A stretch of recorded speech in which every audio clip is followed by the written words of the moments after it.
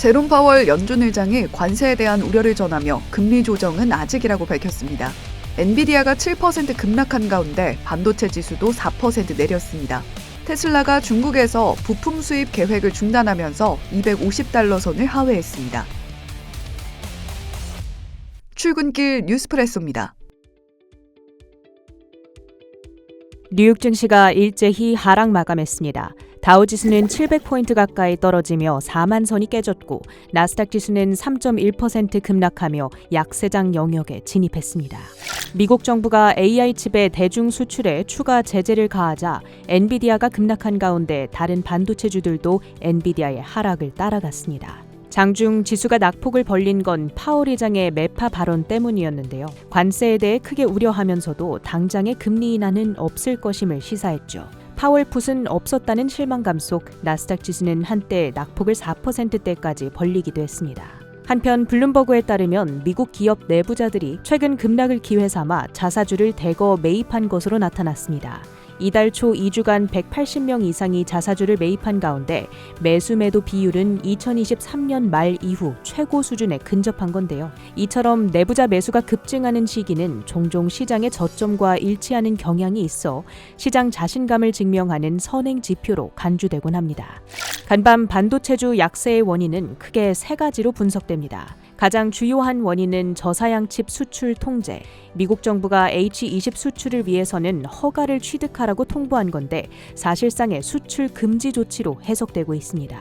엔비디아는 이번 조치로 인해 1분기 55억 달러의 비용이 발생할 것으로 예상했는데요. 1분기 전체 예상 매출액인 433억 달러의 13%나 차지하는 큰 손실입니다. 미국이 이 같은 수출 제재를 가하는 이유는 중국과의 AI 패권 전쟁에서 이기기 위함이죠. 하지만 어쩌면 이런 조치가 중국에게는 전화 위복의 기회가 되고 있는지도 모르겠습니다. 밤사이 미국 AI주 투심을 악화한 또 하나의 소식, 미국의 한 기술 전문 매체 WCCF 테크가 화웨이의 기술력이 엔비디아를 따라잡았다는 내용의 보도를 전한 겁니다. 화웨이의 AI 칩인 어센드 910C가 곧 출시될 예정이며 이는 엔비디아 GB200을 능가하는 성능을 보였다는 거죠.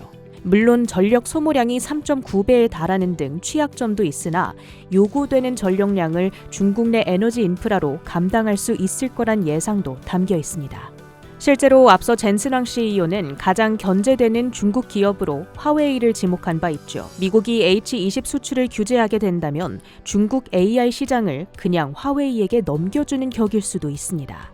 즉, 이번 대중 수출 통제 이슈는 단순히 엔비디아의 매출이 줄어든다는 문제를 넘어 중국 자체 기술력 강화로 미국의 AI 기술 패권을 위협하는 계기로도 해석되는 겁니다. 추가로 전일 ASML의 1분기 수주가 45% 급감한 것으로 나타나자 반도체 기업들의 투자 약화로 해석되며 주가를 함께 끌어내렸습니다. 엔비디아가 6.9% 급락한 가운데 중국으로 저사양 AI 칩을 수출해오던 AMD도 7%대 내렸습니다. 미국 내 가장 큰 자동차 시장인 캘리포니아에서 테슬라의 인기가 시들해지고 있습니다. 민주당 지지층이 우세한 지역이다 보니 트럼프의 측근으로 활동 중인 머스크에 대한 반감이 심한 건데요. 신차 등록 대수가 전년 대비 15% 급감, 전기차 시장 점유율은 작년 말 55.5%에서 43.9%로 대폭 쪼그라들었습니다. 한편 대중 관세로 인해 사이버트럭 및 세미트럭 부품 수입을 중단한다는 소식이 전해지자 납품이 지연될 수 있다는 우려 속 테슬라의 주가는 4.9% 내렸습니다.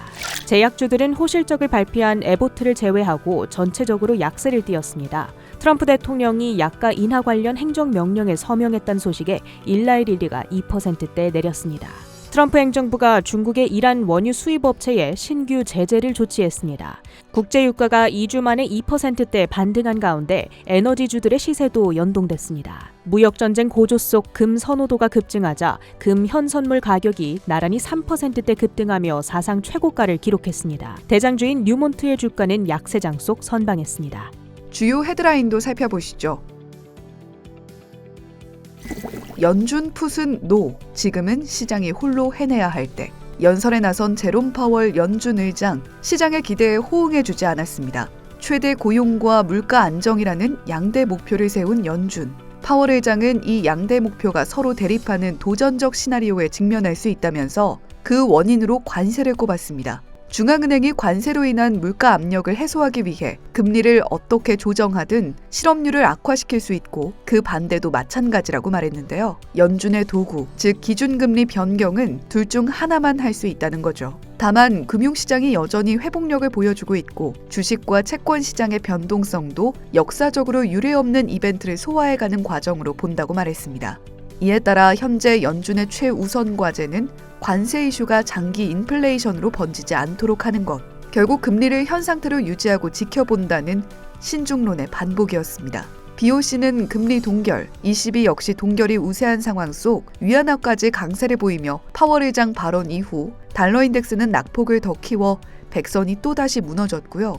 국채금리도 경기 불안 경고에 하락폭을 확대했는데요. 이제 임기를 1년여 남겨둔 파월 의장, 베센트 재무장관이 일찍이 새 의장의 면접 일정까지 공유하며 연준과 트럼프 행정부 간 묘한 긴장감이 흐르는 가운데 시장은 기댈 곳이 없습니다. 3월 미국의 소매 판매가 1.4% 늘며 시장 예상치를 상회한 데다 전월 대비 크게 늘었습니다. 2023년 1월 이후 2년여 만에 가장 높은 숫자로 미국 경제의 회복력을 보여주는 긍정적 시그널로 볼 수 있었지만 월가에서는 이번 소매 판매 급증이 관세 부과에 앞서 선제적인 소비였다는 해석을 내놓고 있습니다. 특히 자동차 판매의 급증이 소매 판매의 상승에 큰 영향을 줬다는 게 증거라고 말했습니다. 자동차 판매는 3월 5.3%나 급증했죠. 실제로 포드는 간밤 관세 완화가 없다면 올 여름 자동차 가격을 인상할 거라고 예고했습니다. 자동차 외에 건축자재도 3.3% 판매가 증가했는데요. 주택시장지수 역시 소폭 증가세를 보였지만 관세가 자재 비용 상승으로 이어지고 있다는 우려는 마찬가지입니다. BNP 파리바 수석 전략가 제임스 에겔호프의 말처럼 관세가 모든 것을 바꿔놓고 있습니다. 이런 가운데 중국은 미국이 존중을 보여준다면 협상에 나서겠다는 입장, 미국은 중국이 먼저 연락해야 한다는 입장을 고수하고 있습니다. 중국은 대미 무역협상 대표를 리청강 WTO 대사로 변경했는데요.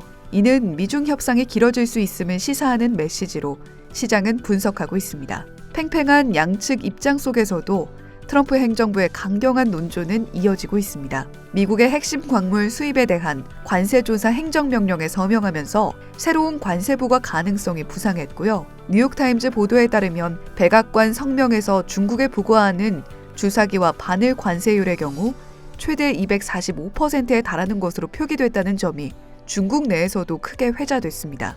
의약품 관세 부과 우려도 여전한데요. 간밤 일라이릴리를 비롯한 제약업종이 약가이나 행정명령 영향까지 소화하며 하락했는데, 다만 로이터 통신은 의약품 관세가 유명 의약품 가격 인상을 촉발할 수는 있으나 환자보다 제약회사가 비용을 부담할 가능성이 높으며 특허 의약품의 경우 일반적으로 시장이 감당할 가격으로 책정되어 있어서 제조업체가 가격을 인상할 요인은 크지 않다고 전했습니다. 최대의 원유 수입국인 중국이 미국에서 캐나다로 공급처를 확대하면서 WTI 원유 선물이 62.5달러 선에 거래를 마쳤습니다. BOC가 금리를 동결하고 ECB도 동결이 우세하다는 의견이 나오면서 달러 가치가 또 급락세를 면치 못했습니다. 달러 인덱스는 99선에 머물고 있습니다. 국제 금값이 또 한 번 사상 최고치를 경신했습니다. 한때 온스당 3,350달러 선을 상회하기도 했습니다. 지금까지 출근길 뉴스프레소였습니다.